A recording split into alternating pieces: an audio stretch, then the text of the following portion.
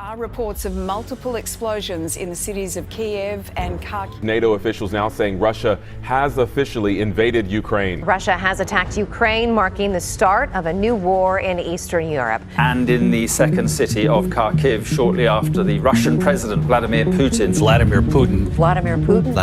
announced the move in an unscheduled TV address. जिसका डर था आखिरकार वही हुआ।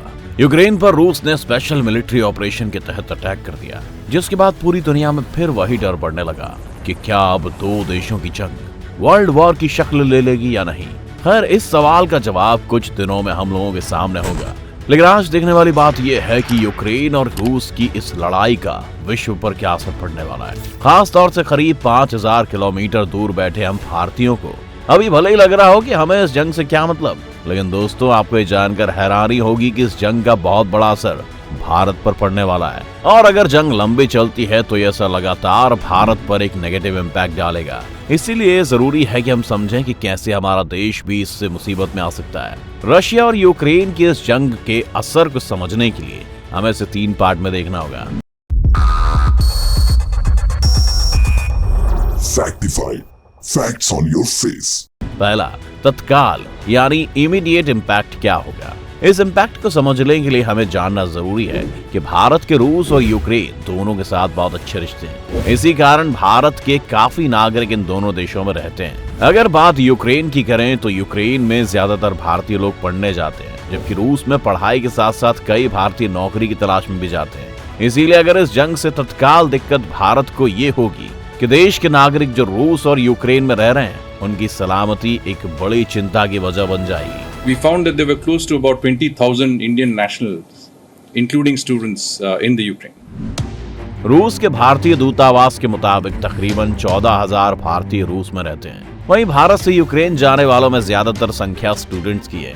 इनमें ज्यादातर मेडिकल की पढ़ाई करने यूक्रेन जाते हैं और इस समय के आंकड़ों के मुताबिक यूक्रेन में ऐसे स्टूडेंट्स की संख्या करीब 18 से 20,000 तक बताई जा रही है। अब ऐसे में दोनों देशों में फंसे भारत के इतने लोगों को निकालना सरकार के लिए उस कंडीशन में एक बड़ी चुनौती है जब दोनों देशों का हवाई मार्ग लगभग बंद है और लोग बिना सरकार की मदद के महंगे दामों में भारत वापस आने के लिए मजबूर हो रहे हैं। अब अगर अगले प्रभाव की बात करें जो कुछ दिनों बाद दिखाई देने वाला है, तो वो एक तरह से क्रूड ऑयल के आसपास ही दिखाई देता है। क्रूड ऑयल वही कच्चा तेल है जिससे पेट्रोल और डीजल जैसे फ्यूल निकाले जाते हैं। चलिए इसे आपको एक आंकड़े से समझाते हैं कि इस साल की शुरुआत में ये तय हुआ था कि पूरी दुनिया में क्रूड ऑयल का दाम 60 से 70 डॉलर प्रति बैरल से ज्यादा नहीं होगा, लेकिन जैसे ही रशिया ने यूक्रेन पर अटैक किया वैसे ही क्रूड ऑयल का दाम अपने आप 100 डॉलर प्रति बैरल तक चला गया है। जिसका मतलब ये है कि पूरी दुनिया में पेट्रोल के दाम बढ़ने वाले हैं, जिससे भारत में भी पेट्रोल और डीजल के दाम बढ़ाए जाएंगे, जिसकी बात साफ है कि महंगाई और बढ़ जाएगी क्योंकि हर चीज की ट्रांसपोर्टेशन में खर्चा ज्यादा आएगा। अब ऐसा क्यों हुआ? ये ऐसे समझिए कि रशिया इस समय पूरी दुनिया में second largest crude oil produce करने वाला देश है, जिस पर संभव है कि कुछ दिनों में यूरोप के देश बैन लगा दें, जिससे कि ऑयल को लेकर पूरी दुनिया के पास रशिया नहीं होगा, जिससे ऑयल की सप्लाई में कमी आएगी और उसके साथ ही साथ दाम बढ़ेंगे। बता दें कि रूस 40% तेल और प्राकृतिक गैस यूरोप को बेचता है।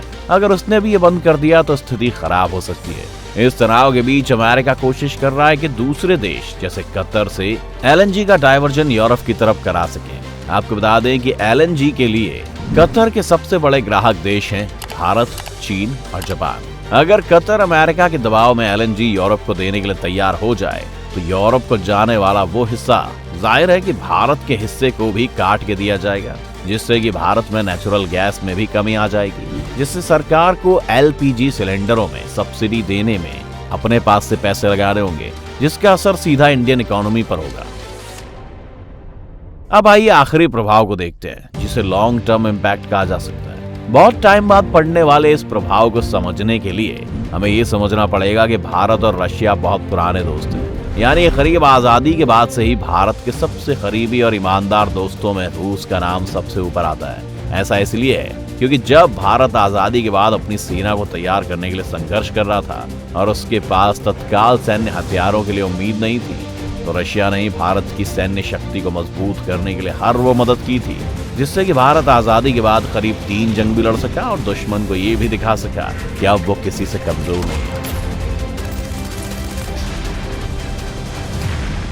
तब से लेकर आज तक भारत की आर्मी हथियारों के लिए रूस पर ही डिपेंड रही है, चाहे फिर वो थल सेना के T-72 टैंक या T-90 टैंक हो, या फिर AK-203 राइफल, या फिर वायुसेना के मिग लड़ाकू विमान और दुनिया के सर्वश्रेष्ठ फाइटर जेट सुखोई हो, सब भारत ने रूस से ही लिए हैं। इसके अलावा नौसेना की युद्धपोत हो या फिर हाई क्लास पनडुब्बियां, सब रूस ने भारत को मुहैया कराई हैं। इसके साथ ही साथ दुनिया भर के प्रतिबंधों के बावजूद वो रूस ही था जिसने भारत को अपनी समुद्री सरहदों की सुरक्षा के लिए एटॉमिक सबमरीन INS चक्र तक लीज पर दे रखी है। इसके अलावा दुनिया की सबसे मजबूत मिसाइल प्रणाली S-400 भी भारत रूस से ही ले रहा है। इन बातों से आप समझ सकते हैं कि भारत की रशिया पर डिपेंडेंसी कितनी ज्यादा है। लेकिन आज भारत की अमेरिका के साथ भी लगभग इतनी डिपेंडेंसी है और अमेरिका भारत के लिए बहुत ज्यादा जरूरी देश है, क्योंकि यूक्रेन और रूस के इस युद्ध में अमेरिका एक तरह से रूस का जमकर विरोध कर रहा है। इसीलिए अगर भारत इस जंग में रूस का साथ देता है तो वो अमेरिका जैसे बड़े देश के निशाने पर आ जाएगा, जिसकी भारत को बहुत बड़ी कीमत चुकानी पड़ सकती है। और अगर रूस की जगह यूक्रेन का साथ देता है तो वो अपने सबसे पुराने दोस्त को खो देगा। लेकिन इस सिचुएशन में भारत के लिए एक और दिक्कत यह है कि चीन और रूस के बीच बढ़ती नजदीकियां भी भारत के लिए बड़ी मुसीबत है, क्योंकि अगर भारत पर चीन अटैक करता है तो इसका दोस्त रूस तो उसे उसका साथ देने से रहा, जिस कंडीशन में उसे अमेरिका से ही मदद मिल सकती है। ऐसे में इस हिसाब से तो उसे यूक्रेन का साथ देना चाहिए। खैर, एक तरह से देखा जाए तो यूक्रेन और रशिया की इस जंग के साथ भारत की स्थिति तय हो सकती है कि भारत को आने वाले समय में किस महाशक्ति की मदद मिलने वाली है, जो कि एक तरह से भारत की तरक्की की राह तय करेगा। ऐसे और भी बहुत से प्रभाव हैं जो भारत पर आने वाले समय में पड़ सकते हैं। अगर आपको भी लगता है कि भारत के लिए जंग एक मुसीबत बन सकती है तो हमें कमेंट करके जरूर बताएं। साथ ही साथ इस वीडियो को लाइक और शेयर जरूर करें और हमारे चैनल को सब्सक्राइब भी कर लें।